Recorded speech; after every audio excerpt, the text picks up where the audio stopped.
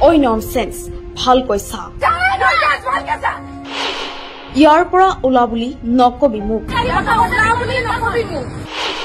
নিশাৰ মহানগৰীত মদৰ নিচাত উৎপাত সুন্দৰী যুৱতীৰ মদৰ নিচাত ৰাস্তাৰ কাষৰ স্থলত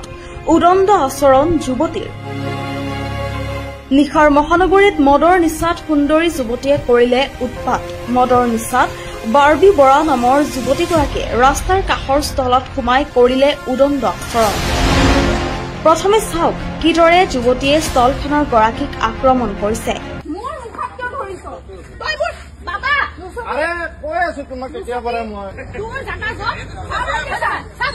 ভাল কেছা এই ননসেন্স ভাল কেছা এটো তোৰ জায়গা তই ইয়াৰ পৰা উলা বাবা কোৱা এটো ভগৱা খাই লোৱা এটো তোৰ এখন মূৰ্তি হ'ল তাতে তোৰ কি হ'ল তাতে এটো তোৰ মূৰ্তি হ'ল কি হ'ল তই ইয়াতে আহি বাবা কোনো কাৰণ নোহোৱাকৈয়ে এইদৰে নিশাৰ মহানগৰীত মদ খাই স্থলখনৰ বস্তু লণ্ডভণ্ড কৰে সুন্দৰী যুৱতীয়ে আনকি স্থলখনৰ গৰাকীক ডিঙি হাত আৰু মুখত আক্ৰমণ কৰি পইচাৰ বেগো ৰাস্তাত দলিয়াই মদাহী যুৱতী বাৰ্বিয়ে অশ্লীল গালি গালাজেৰে উদণ্ড যুৱতীজনীয়ে স্থলখনৰ গৰাকীয়ে সোণৰ চেইনতো হাত দিয়া বুলি অভিযোগ উত্থাপিত হৈছে সঁচাকৈ কোন দিশে বাৰু গতি কৰিছে বৰ্তমানৰ যুৱ সমাজ